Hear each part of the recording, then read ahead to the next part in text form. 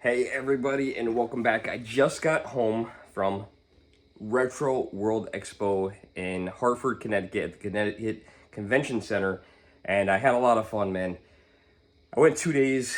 It seemed like it went really quick. I was just talking to my friend Gamer Amer on the way home, and as she was driving home to her state, and it's crazy. Even though I was there for 2 days, it felt like it went so quick. I went on Friday, and then I went back again on Sunday, and I had such a blast. There was so much there to do, and I had so much fun. My friend CJ set up this bingo game that 5 of us participated in, and we went around the convention for half an hour looking for different items. You're going to see her video soon. Her channel is CJ's Gaming Channel, so look out for that. If you haven't subscribed to her, please check her out and subscribe. Get a hug from Retro Rick. Been hugging a lot of people today. I've been hugging a lot of people. Thank you, buddy. You gotta get a picture too. We had a blast doing the bingo. I got invited at last minute to do a panel with a friend of mine, Marcus, and he has a channel as well, which I can't. It used to be, geez, what was it? Votery, something Votery. I'll probably remember at the end of the video or somewhere in the video. And it was the hardest thing for me to stop doing. Another one is. But yeah, we had a great time doing the panel, doing the bingo, game hunting, and I want to show you guys some of the pickups now. The pickup videos are going to be coming, so if you guys want to watch them as I pick them up, you'll see those videos as well. I'm not sure if I'm going to put this video up first or those videos up first, but everything will eventually come up on the channel. The bingo is the funniest thing. That's all I'm going to say. That was the funniest thing that we came up with, because we all came up with different questions, and I'll probably put a little clip in here of me doing something, of trying to find something or do something. But let me show you guys some of my pickups. So we're going to start off with a big pile right here of just manuals. Now, a lot of these manuals I didn't need, and I'm not going to go through them all and show you guys them all. But there's nothing really crazy in here. But one of the vendors at the very end says you could take them all. Just take them. He just wanted to get rid of them. And there's some decent stuff in here. And then, you know, there's some not so decent stuff in here. So it all depends on what you want, what you're looking for. He took a few really stellar ones out and left me with the other stuff. Some stuff that I will never need. Like Dora the Explorer. But there was a couple manuals in here that I needed that originally brought me to that. And he goes, you know what? Just take them all. So I think I gave him $5 for the group of manuals. That vendor actually also helped me out with the bingo challenge. When I was looking for a game for just $1. And even though this game, Kung Fu, said $10, he actually was kind enough to sell it to me for $1 just so I could get something off the bingo checklist. So that was pretty neat. Also, this is pretty cool. One of my goals of going to the convention was completing some of the games I have. So I have down in my game room, I have a whole bunch of empty cases. I also have a bunch of loose games, and I wanted to complete those, whether I had to pick up the case or pick up the loose game. So I did a couple of those, which is really cool. Helped me complete some games in my collection, get rid of some cases, and also get rid of some loose discs. So this is one of them. One of the vendors had Tony Hawk Underground. Now, this was not the actual game. The game wasn't in here, which was fine because I had the loose game down in my game room. So for $5, I picked this up and I put my game in there, and now this is a completed game. Same vendor, Marvel Nemesis. Unfortunately, this is missing the manual, but I had the game, $3 for the case, and I had the game. I did that. Now I'm going to be just looking for the manual at the next couple conventions. This one here, Mario Party 7. Now this one, the opposite. I actually had the case, and I needed the game. So we got now the game right here, and he was asking $35. It's pretty scratched up. But what I think we need to do is bring this to our local game store. He has a disc resurfacer. I'm gonna have him resurface his game. I bought this for 25 bucks. That completes that game, and I don't even know what Mario Party 7 goes for now, but I know it's more than that. Did pick up a couple games today, and one of the game systems I was looking for, and I pretty much had given up on, was TurboGrafx 16. And it's funny, as I was finishing up my video, all of a sudden, I saw some orange spines like this at one of the vendors, and it was a vendor that I had bought stuff from before. And this is really cool because these are some games that one of them I wasn't looking for at all, and then two of them I was really looking for. One of them is this one here, Vigilante. Picked this one up. We made a deal for all 3 of these games I'm going to show you for $100. TurboGrafx 16 games are now very, very hard to get. I've heard funny things about JJ and Jeff. I've never played it yet, but I've heard some funny stuff. And it says $60 on the cover. I did not pay $60. He worked with me to get a deal. The other one, the one that I was really looking for, believe it or not, you might be surprised at this, is this one here. Now, the reason why, this is World Court Tennis. We had this as a kid. My brother and I had this game as a kid, and I enjoyed playing it. And it was just fun. It's a funny game. You kind of have a overlook of a world, and you basically just start walking with a character, if you remember like the first Zelda. And then basically what happens is you end up in these challenges. You end up coming across a guy, and they tell you have to compete against them. Looks nothing like that. But it ended up being a really cool, really fun game. And out of all the games that I bought, this is probably going to be the first game I play. It's going to bring back a lot of childhood memories, and hopefully it's as good as I remember. We have another complete game here. One of my vendors, one of my friends, Ed, had books and books and books of loose discs. I love that. I have one book of loose discs, and he was so well organized. He had books with PlayStation 1 through 4 in it. He had books with Switch games on it, Game Boy Advance in it. He had everything, and it was set up so beautifully. There was a book with Wii U in there, and I looked through all the books, and now I definitely could have missed something. And I had at home Mortal Kombat Deadly Alliance. This is the greatest hits version. He had the disc. So we now have completed this one. And the cool thing is, I can tell already, it has the manual. This is my case, his game, that completes that one there. That's cool. You know, part of the problem with some of these is there's other versions. So, you know, you want to match them up with the correct one. So you want to match a greatest hits with the greatest hit, a player's choice with a player's choice. You don't want to mix match the cases, which sometimes can make it a little bit more difficult to find games. But, you know, you got to persistence. You stick with it, and you'll eventually find stuff. Another vendor had, which one was it that I picked up? I had Rock Band the case. I picked up Rock Band the loose disc. And you can see, I'll show you guys the difference here.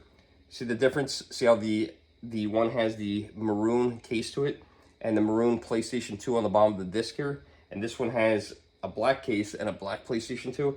I try to keep them flowing together. Another one we did, not a crazy good game, not a game that I'm interested in playing. I'll probably definitely be reselling this one. But I had Final Fantasy X2. I had the case, and I found the loose game. So nice thing is about that, the vendors are looking to get rid of the loose games or the empty cases. It creates a good deal for them. It works out well for you. This was an interesting one too. And I didn't realize I only had the case. So I didn't have the game. But this one is Namco Museum Greatest Hits. And this is the PlayStation 1 version. And this is Volume 1. As you can see, I have all the cover art. This is not a valuable game. But someone else had the manual. So I picked up the manual. Now we put those together. Now that all we need is the game. Same with this one here. This one here, Crash 2. This is Crash Bandicoot. I love Crash Bandicoot. Greatest Hits version, gray disc. Got the back art. I've got the sides all good up and it's matching. And now, guess what? We found the manual, the Greatest Hits manual. So now this one's complete. It's awesome to feel like I can get rid of these.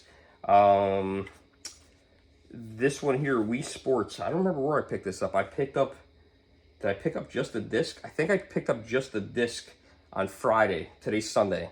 At Friday and completed this one. So I believe that was just a disc. We also have Mario Party 8. I know this one. I had the case, and now I have the disc. So that one now is completed.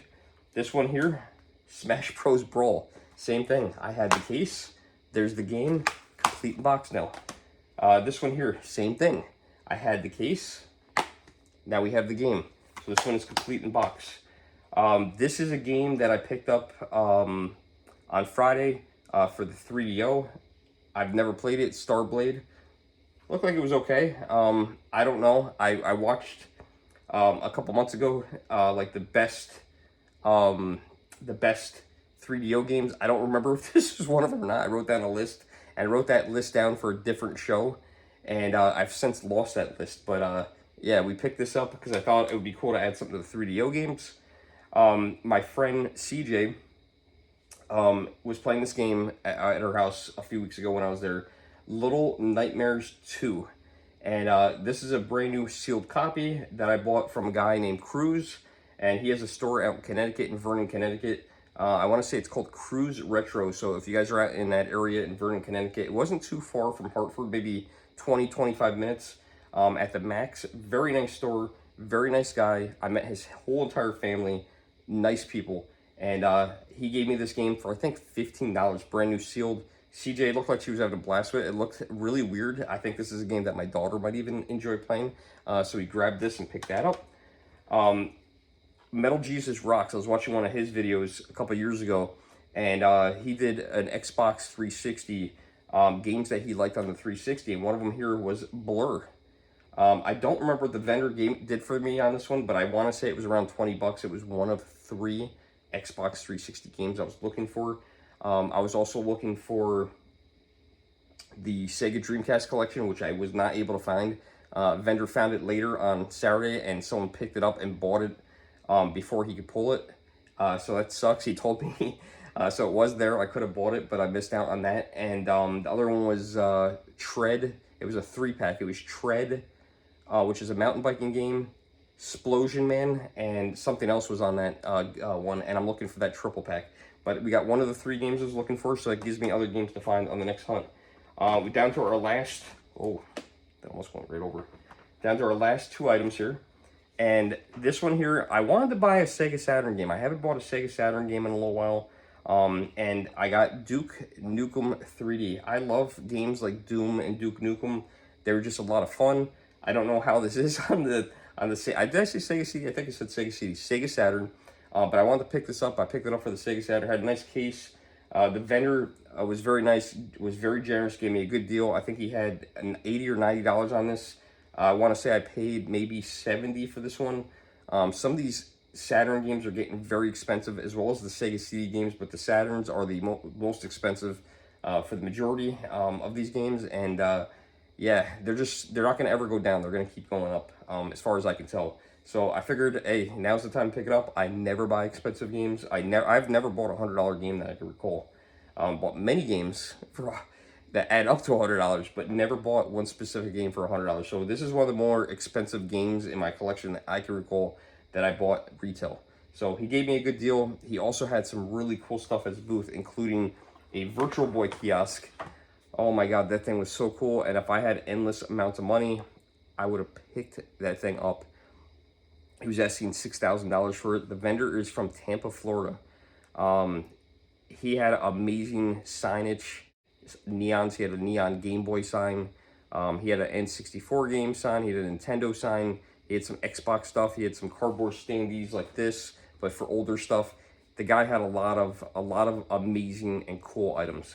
But the last item, and this isn't in the order I picked it up in, was for the Sega Master System. I was trying to add some games to the Master System collection that I have. Global Gladiators.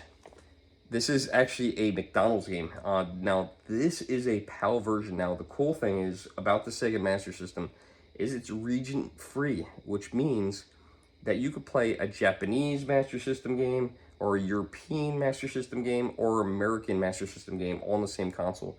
It didn't do at the time what the other companies were doing, like Nintendo, where they're making the cartridges different shapes and different sizes, and they just did something different and made it region-free, which I think is the best way to do it. It probably made the games cheaper to make, too. I don't know why the other companies didn't do that. Why wouldn't you be able to play a Japanese game on an American system? Who cares? Nintendo has now well thought that out later on. I don't know when they started, but I know the Nintendo Switch and the Switch 2 are region-free, so we can play games from Europe and Japan on the Switch. But Nintendo at the time, when the Master System was out for Sega, and the original NES and Super Nintendo, they were not backwards compatible. So this was amazing. And a good example of this is there's Sonic the Hedgehog. Believe it or not, Sonic the Hedgehog is on the Sega Master System. I don't think it's a very good game. I believe, if I remember correctly, it was the Game Gear version, which is not very fast. But the Japanese version, or it's the European version, I think is only like a $25 game. But the US version, I think, is a $100 game. So in that situation, I would buy the European version, the PAL version. So, but that's all our pickups. We had so much fun. I enjoyed hanging out with my friends. It was good to meet some new people. I met some new people. I met Sean. hung out with Marcus, Brandy, Gamer Aimer. I want to thank everybody at the show, everyone who said hi. A couple people called me at the show. Vinny was one of them. Thank you, Vinny, and Joe from Joe Cade. They caught up with me, and unfortunately, I didn't get a lot of time to hang out with other people. We were just so busy with such a packed schedule. I also met Ricky and Aaron from Pixel Gaming Squad, as well as Retro Rick. I met him very briefly as well. And just the people there were amazing, tremendous, a lot of great people, and I had a lot of fun at the show. So hopefully next year you guys get to go when they have it. One day I'm going to be a vendor. I don't know if it's next year. I said that last year. I was going to do it this year. Went through a lot of stuff this year. Hopefully 2026 is better, and maybe we'll be a vendor in 2026. So until next time, guys, I'll see you in the next video. Thanks so much for watching.